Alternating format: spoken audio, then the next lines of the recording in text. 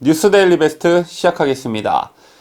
자유한국당이 조국 사태로 잠깐 반짝하더니 이른바 1차 인재 영입 직후 지지층은 물론 언론의 집중 폭격을 맞고 약간의 내상을 입은 듯 보였습니다. 그리고 곧바로 황교안 대표가 사실상 유승민을 염두에 둔 보수 대통합 기자회견을 가진 후에는 황 대표뿐 아니라 당 전체가 급격히 흔들리는 모습을 보이고 있습니다. 그러다 결국 어제 김세연 여의도 연구원장의 사실상 자폭 불출마 기자회견으로 타격이 불가피한 듯 보여집니다. 저는 어제 김세연 의원의 기자회견을 보고 두 가지 감정을 느꼈습니다. 하나는 충격이었고 다른 하나는 분노였는데요. 충격은 자유한국당에 대한 충격이었고 분노는 김세연에 대한 분노였습니다. 제가 왜 그런 감정을 느꼈는지 말씀드리기 전에 어제 김세연의 기자회견의 요점부터 간략히 살펴보도록 하겠습니다. 이날 김세연의 기자회견은 대략 3개의 맥락으로 구분할 수 있는데, 첫째는 자신이 불출마하게 된 이유, 둘째 자신이 몸담고 있는 자유한국당에 대한 비판, 셋째는 자유한국당 지도부, 더 구체적으로 황교안, 나경원 투톱을 직접 겨냥했습니다. 먼저 김세연 의원은 오늘 21대 총선 불출마를 선언한다며 나라를 사랑하고 나라를 살리는 마음으로 우리 다 함께 물러나자라고 말했습니다. 그러면서 그 이유를 정치권에서 만성화를 넘어 화석화돼버린 정파 간의 극단적 대립 구속에 있으며 실망, 좌절, 혐오, 경멸로 이어지는 정치 혐오증에 끊임없이 시달려 왔다며 내일 모레 50세가 되는 시점에서 스스로를 돌아보니 이제는 정치에서 그칠 때가 됐다라고 말했습니다. 그리고 김세연은 이날 자신이 몸을 담고 있는 자유한국당에 대한 강도 높은 비판 발언을 이어갔는데요. 김세연은 이 당으로는 대선 승리는커녕 총선 승리도 이뤄낼 수 없다. 무너지는 나라를 지켜낼 수가 없다. 존재 자체가 역사의 민폐라고 일갈했습니다. 그러면서 생명력을 잃은 좀비 같은 존재라고 손가락질 받는다. 창조를 위해 먼저 파괴가 필요하다. 깨끗하게 해체해야 한다. 완전한 백지 상태에서 새로 시작해야 한다라고 밝혔습니다. 마지막으로 황교안 당대표와 나경원 원내대표를 겨냥하면서 두 분이 앞장서시고 우리도 다 같이 물러나야만 한다. 미련두지 말자. 모두 깨끗하게 물러나자라고 주장하면서 민주당 정권이 아무리 폭주를 거듭해도 한국당은 정당 지지율에서 단 한 번도 민주당을 넘어선 본 적이 없다. 이것이 현실이다. 한마디로 버림받은 것이라며 모두 내 탓이다. 책임에서 자유로운 사람은 아무도 없다. 모두가 함께 책임져야 한다. 함께 물러나고 당은 공식적으로 완전히 해체하자라고 말했습니다. 이상이 이날 김세연 의원의 기자회견의 주 요지인데요. 여러분께서는 어떻게 받아들이시고 또 어떤 감정들을 느끼셨는지 모르겠습니다. 일단 김세연 의원의 기자회견문은 평소에 보수우파 진영의 지지층들이 자유한국당을 바라보는 시각과 어느 정도 일맥상통합니다. 탄핵 이후 홍준표, 김병준, 황교안 체제를 거치면서 자유한국당에 대한 시각은 큰 틀에서 두 가지였습니다. 먼저 일각에서는 김세연이 말한 것처럼 자유한국당을 좌한당, 패륜당으로 부르면서 해체해야 한다는 여론이 있었던 게 사실이고요. 다른 한편에서는 이대로는 안 된다라는 것에는 동의하지만 그래도 현실적인 측면에서 자유한국당을 해체하는 것은 바람직하지 않고 고쳤어야 한다라는 여론 또한 있었던 것이 사실입니다. 큰 맥락에서 이 두 갈래의 여론이 팽배했던 시점에 나타났던 새로운 리더가 바로 지난 2월 임기를 시작한 황교안 대표였습니다. 그때만 하더라도 탄핵 이후 항상 비대위 체제나 다름없었던 자유한국당의 공식 당대표와 원내대표 그리고 최고위원들이 선출되면서 지지층의 기대와 희망이 부풀어 올랐던 게 사실입니다만 9개월이 지난 지금 많은 사람들이 또다시 고개를 갸우뚱하고 있습니다. 그러다가 얼마 전 1차 인재 영입과 황교안 대표의 보수통합 기자회견 이후부터 우파 진영이 급격히 술렁이기 시작했는데요. 여기에 어제 김세연의 불출마 기자회견이 흔들리는 당의 직격탄을 날린 것입니다. 이날 김세연의 불출마 선언 이전에 2명의 불출마 선언이 있었습니다. 초선의 유민봉 의원과 재선의 김성찬 의원이었는데요. 이 둘의 불출마 선언은 그닥 언론의 주목을 받지는 못했습니다. 물론 상대적으로 네임밸류가 낮았던 의원들이기도 했지만 이날 유독 김세연의 불출마 선언이 주목을 받았던 이유는 단연 김세연이 한국당의 싱크탱크인 여의도 연구원장이라는 점과 발언 수위였습니다. 더군다나 당의 여러 소모임에서 공천을 현재의 당 지도부에 백지일임하고 황교안 대표의 이른바 보수우파 빅텐트론에도 순응하며 힘을 실어주었던 그 시점에 나온 김세연의 기자회견이라 그 파급 효과가 더했습니다. 아까 제가 영상 초반에 이런 말씀을 여러분께 드렸습니다. 어제 김세연의 기자회견을 보면서 두 가지 감정을 느꼈는데 한 가지는 자유한국당에 대한 충격, 둘째는 김세연에 대한 분노였다고 말했습니다. 먼저 자유한국당에 대한 충격을 말하기 전에 김세연에 대한 분노를 느꼈다는 부분부터 말씀드리겠습니다. 여러분 혹시 김세연이 여의도 연구원장을 하기 전에 이 사람이 어떤 일을 해오던 국회의원인지 기억나는 것 단 한 가지라도 있으십니까? 저는 개인적으로 김세연이 지난 탄핵 정국에 새누리당을 박차고 나가 바른정당에 합류한 행적밖에 기억에 남는 것이 없는데요. 아마 여러분들도 모두 그렇게 기억하고 계실 테지만 여기에 더해 김세연은 바른정당 창당의 주역 중 한 사람이었습니다. 당시 정강정책 및 당원당규 팀장을 맡아 신당의 정체성을 정립하는 데 주도적인 역할을 했던 사람이 바로 김세연이었습니다.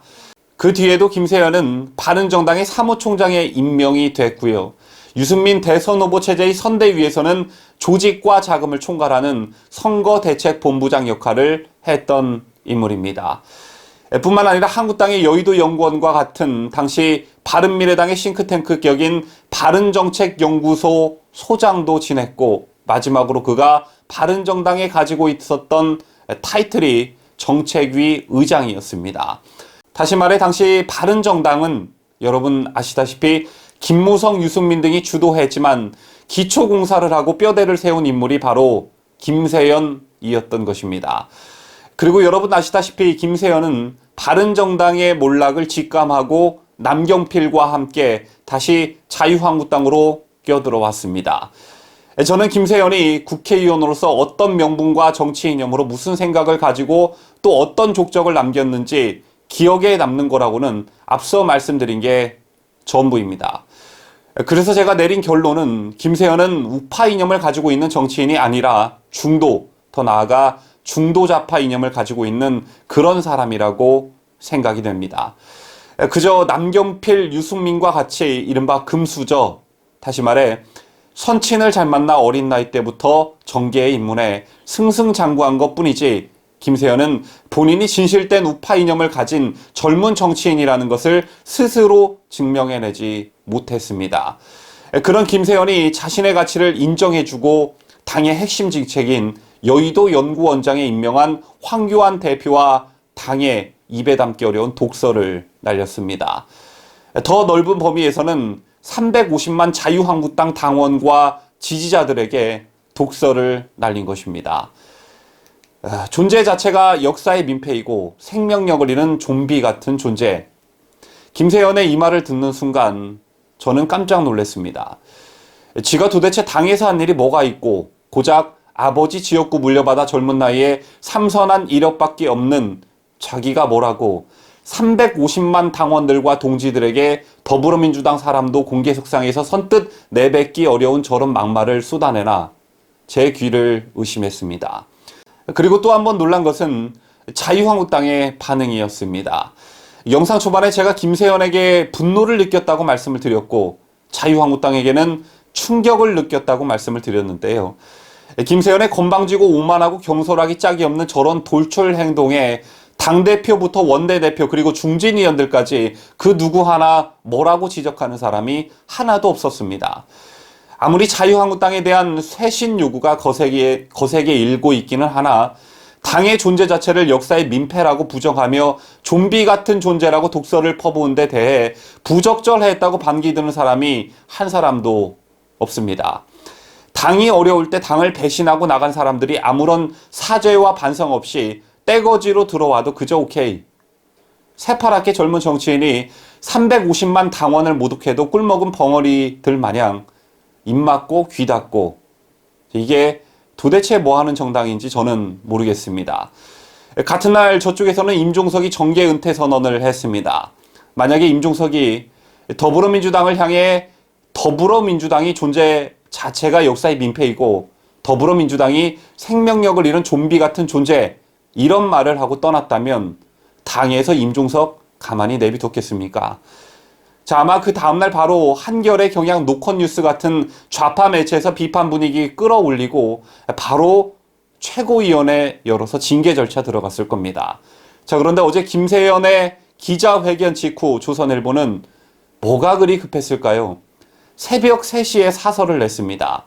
자, 내용을 들여다보니까 김세연의 말이 하나도 틀린 게 없다는 그런 논조였습니다.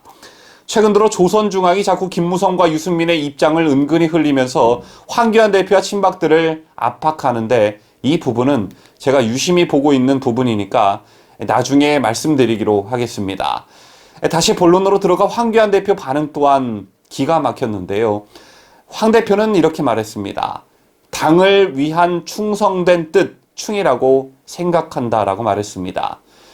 그러면서 오늘은 만일 이번 총선에서도 우리가 국민에게 제대로 평가받지 못한다면 저부터 책임지고 물러나겠다라고 밝혔습니다.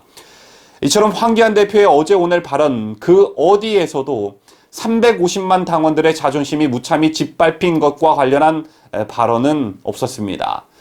그리고 황교안 대표가 최근 내부 총질해서는 안 된다라는 발언을 한 적이 있죠. 그런데 왜 김세연이 쏜 진짜 내부 총질에는 저렇게 함구하는지 이해를 할 수가 없습니다. 세상살이도 그렇지만 정치에도 최소한의 도의가 있고 의리가 있고 넘지 말아야 할 선이 있는 겁니다. 자, 그런데 자유한국당은 도의도 없고 의리도 없고 넘지 말아야 할 선을 넘었기 때문에 헌정사상 초유의 임기 1년 남은 자당 대통령을 상대 진영에게 제물로 바친 것 아니겠습니까? 그때 그 배신 세력의 중추 세력인 김세연이 또 이러는데, 자, 이른바 보수 언론인 조중동은 그저 잘했다고 칭찬하고 그 새벽에 정돈되지도 않은 사설을 급하게 내보내고 말이죠. 자, 거기에 당대표라는 사람은 거기에 바짝 졸아 바짝 엎드리고, 또 이때다 싶었는지 한국당 흔드는 맛에 사는 자칭타칭 보수 농객이라는 사람들은 한국당을 마구 흔들어 제끼고, 참 진짜 걱정입니다. 현재 자유한국당에 있는 의원들이 기득권을 버리고 내부로부터 인적 쇄신을 해야 한다는 기본 방향성에는 공감합니다. 그리고 황교안, 나경원, 그리고 최고위원들의 리더십이 약하다는 것도 절대 공감합니다. 하지만 이들에 대한 쇄신 요구도 그 빈자리를 채워줄 후선 인사들에 대한 작업이 선행 또는 병행되어야 현실성에 부합하는 것입니다. 자, 그런데 여러분께서는 1차 영입에서 보셨다시피 그런 인재들이 현재 기득권 세력을 대체할 수 있다고 보십니까?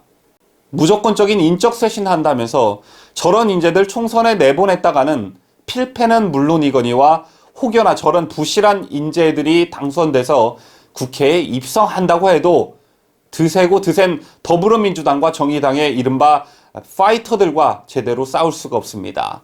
그렇다면 적절하게 경륜과 경험 있는 의원들과 신선한 인물들을 섞어야 하는데, 그 작업이 바로 총선을 대비한 인적 구성이고 그게 바로 황교안 대표가 지금 해야 할 일입니다.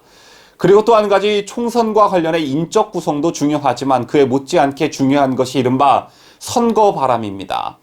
이 선거 바람이 중요하다는 것은 선거에 어떤 형식으로든 참여해 보신 분들이라면 다 경험한 바 있으실 텐데요. 서서히 문재인 정부의 심판론과 그에 대한 세력이 우리가 될 수 있다는 자유한국당 바람을 일으켜야 할 때지, 지금 민보론 같은 고리타분하고 기억되지도 않는 일에 시간과 당력을 낭비할 때가 절대 아닙니다. 요즘 솔직히 저는 좀 겁이 나기 시작했습니다.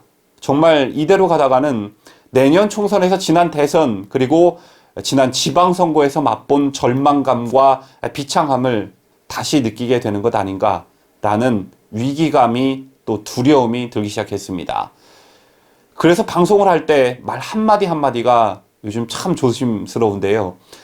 큰 선거인 지방선거, 총선, 그리고 대선에서 번갈아 가면서 교묘하게 균형을 맞춰줬던 대한민국 선거의 역사가 원사이드하게 저쪽으로 아예 기울어지는 일이 없도록 지혜를 모아야 할 텐데, 뚜렷한 구심점도 묘책도 나오지 않는 현실에 정말 참 답답한 마음뿐입니다.